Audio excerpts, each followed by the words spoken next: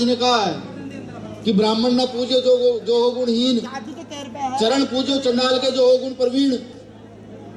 ये गुरु महाराज अब से 600-700 साल पहले कह रहे हैं कि उस ब्राह्मण को पूजना गलत है जिसमें गुण ना हो, और चंडाल को पूजना सही है जिसमें गुण हो।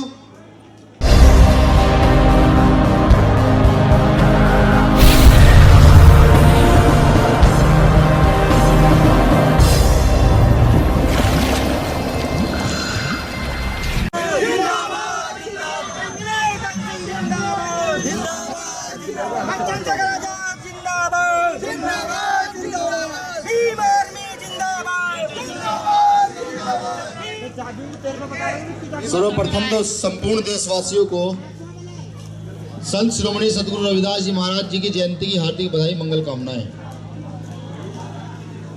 जयंती का कार्यक्रम हर साल आता है और हम हर साल जयंती के कार्यक्रम को हर्षोल्लास से मनाते हैं। गुरु रविदास जी की जयंती हो, बाबा साहब अम्बेडकर साहब की जयंती हो, या जितने भी महापुरुषों की जयंती हो, उसको बड़े हर्षोल्लास के साथ मनाया जाता है और ये मनाई भी जानी चाहिए। ये मनाई जानी चाहिए और इस बड़े पैमाने पर मनाई जानी चाहिए कि जिन्होंने हजारों साल विरोध किया उनको पता लगे कि इनके महापुरुष इतने बलवान, इतने बुद्धिमान हुए हैं कि जिनका कोई तोड़ नहीं है। भाई सदगुरु रविदास जी ने कहा है कि ब्राह्मण न पूजो जो हो गुणहीन, चरण पूजो चंडाल के जो हो गुण प्रवीण। ये गुरु महाराज अब से 600-700 साल पहले कह रहे हैं कि उस ब्राह्मण को पूजना गलत है जिसमें गुण ना हो, और चंडाल को पूजना सही है जिसमें गुण हो। और उसी समय या उसके बाद या उससे पहले कुछ लोग ये कहते थे कि ब्राह्मण काला गोरा नकटा कैसा भी हो उसको पूजना चाहिए। आज भी देश में बहस छिड़ी हुई है। चलिए, मेरी ओर से पुनः सदगुरु रविदास जी महाराज जी की जयंती की आपको हार्दिक बधाई और मंगल कामनाएं। मेरे साथ कुछ लोग चल कर आए हैं, हमारे बुलंदशहर के जिला अध्यक्ष, हमारे गौतम बुद्ध नगर के जिला अध्यक्ष, गाजियाबाद के जिला अध्यक्ष, हमारी पार्टी के राष्ट्रीय कोर कमेटी सदस्य भाई निजाम चौधरी जी, भाई भीम आर्मी के राष्ट्रीय कमेटी सदस्य छोटे भाई अब्दुल वाहिद जी, हमारे प्रभारी यहाँ के जिनको बोलने का साथ समय नहीं मिलेगा कपिल आजाद जी, हमारी बहनें आई हुई है पार्टी के हमारे मुख्य पद पर हैं, बहन शैलजा जी। अभी मुझे पता लगा कि मैं जिनके पास बैठा हुआ था हमारे बहुत सीनियर रहे हैं, पता होता कि मैं इतने सीनियर तो कुछ सीखने को मिल जाता, थोड़े समय लगता, लेकिन नहीं सीख पाया। कोई नहीं, अगली बार का समय सही।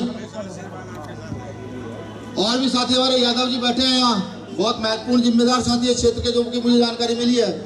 हमारे महत्वपूर्ण साथी भाई विजय जाटव जी, जो भी अभी भीम आर्मी की राष्ट्रीय कमेटी में आए हैं, बहुत मजबूती के साथ संगठन को चला रहे। और तमाम साथी जिनके मैं नाम नहीं जान पा रहा हूं उनसे मैं माफी चाहूंगा नाम लेने से पहले कि नाम मैं नहीं ले पा रहा हूं।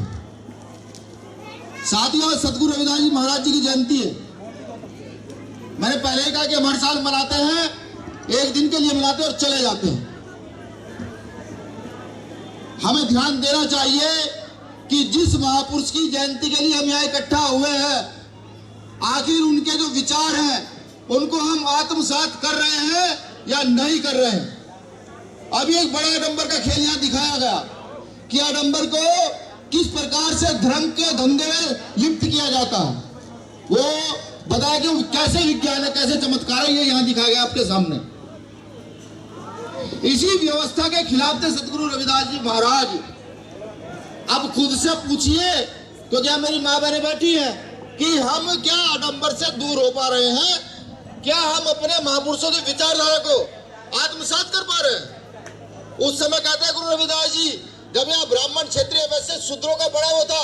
हालांकि मैं तो शूद्र की कैटेगरी में भी नहीं आता हूँ, मुझे तो पता ही नहीं लगा कि यहाँ के शास्त्रों में मेरा क्या स्थान है, मुझ जैसे व्यक्ति का क्या स्थान है, मुझे नहीं पता लगा। उस समय कहते हैं गुरु रविदास जी की, चाहूं ऐसे राज में मिले सबन को अन्न, छोट बड़े सब संग बसे रहदास रहे प्रसन्न। ये जब मैंने पढ़ा, मैंने सोचा कहीं इसमें जाति किसी धर्म का उल्लेख होगा, लेकिन मैं देखता हूं कि गुरु रविदास जी किसी जाति धर्म का उल्लेख ही नहीं करते हैं। वो मानवता के लिए बात करते हैं, मानवता के लिए। तो हमें भी सोचना पड़ेगा कि जो लड़ाई हम लड़ रहे हैं ये ना फूले साहब अम्बेडकर की विचारधारा के साथ हम लड़ रहे हैं, जो बुद्ध को हम मानते हैं, जो रैदास नानक कबीर की विचारधारा के लिए हम खड़े हैं, लड़ रहे हैं। क्या हम इस विचारधारा को स्थापित कर पा रहे हैं? क्या इस विचारधारा को खुद अपने घर में भी स्थापित होने देना चाहते हैं? ये बड़ा सवाल है। हालांकि बुरा लगता है जब कुछ चीजें साफ स्पष्ट तौर पर कही जाती हैं तो वो बुरी लगती है कि इन्होंने ऐसा क्यों कहा, लेकिन देखिए सत्य तो सत्य है। अगर इस समाज को बदलना है और ये हसड़ नहीं होना कि एक बच्चे का नाम नासा में आता है, वो विश्व के कुछ ब्रिलियंट बच्चों में चुना जाता है और उसको सिर्फ जाति दंश झेल करके यही रहना पड़ जाता है। अगर ये रोकना है, ये जाति व्यवस्था के कारण जो न्याय अत्याचार अपमान होता है कि कहीं हांडी ना छूने दो, कहीं खाना ना खाने दो, कहीं मूंछ काट लो, कभी घोड़ी ना चढ़ने दो, कभी मंदिर में जाने पे लात मार दो, ये अगर बदलना चाहते हो तो पहले खुद के अंदर झांक कर देखो, क्या खुद को आप लोग बदल रहे हैं? नहीं बदल रहे हैं। और अगर आप खुद को बदल रहे हैं तो आप लिख लीजिए, ये आपके परिवार का एक छोटा सा बच्चा वादा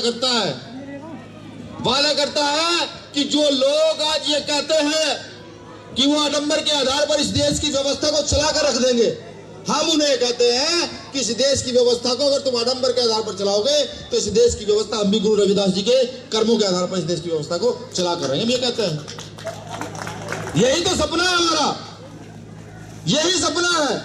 इसी के लिए न जाने कितनी पीढ़ियां मर चुकी हैं, न जाने कितनी पीढ़ियों ने दुख दर्द सहा है।